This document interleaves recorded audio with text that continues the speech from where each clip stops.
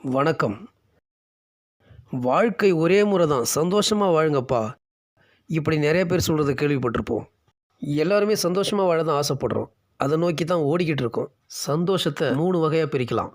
1 பணம் சம்பாதிக்கிற சந்தோஷம், 2வது பாவத்தை சம்பாதிக்கிற சந்தோஷம், 3வது புண்ணியத்தை சம்பாதிக்கிற சந்தோஷம். பணம் சம்பாதிக்கிற சந்தோஷம்னா வாழ்க்கையில் நம்ம அடிப்படை தேவைகளையும் ஆடம்பர தேவைகளையும் பூர்த்தி பண்ணுறதுக்கு பணம் தேவைப்படுது.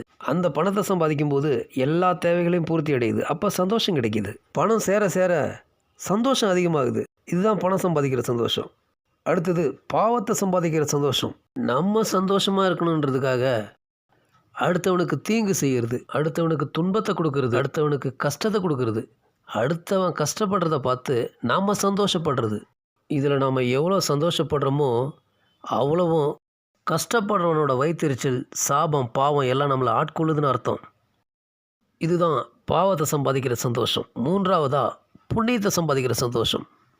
நம்ம கண்ணு எதிரில் அடுத்தவங்க கஷ்டப்பட்டுட்டு இருப்பாங்க, இல்லை ஏதாவது உதவி கிடைக்குமான்னு ஏங்கிக்கிட்டு இருப்பாங்க. அந்த நேரத்தில் அவங்களுக்கு நம்ம உதவி செய்யும்போது அவங்க முகத்தில் சந்தோஷம் மலருது பாருங்க. அந்த சந்தோஷத்தை பார்த்து நாம் சந்தோஷப்படணும். அடுத்தவங்களை சந்தோஷப்படுத்தி அதை பார்த்து நாம் சந்தோஷப்படுறது தான் உலகத்திலே பெரிய சந்தோஷம். இதுதான் புண்ணியத்தை சம்பாதிக்கிற சந்தோஷம். பணத்தை சேர்க்குற சந்தோஷம், பாவத்தை சேர்க்குற சந்தோஷம், புண்ணியத்தை சேர்க்குற சந்தோஷம். இந்த 3 சந்தோஷத்தில் நீங்கள் எந்த சந்தோஷத்தை விரும்புகிறீங்கன்றத கமெண்ட்டில் சொல்லுங்கள். நன்றி.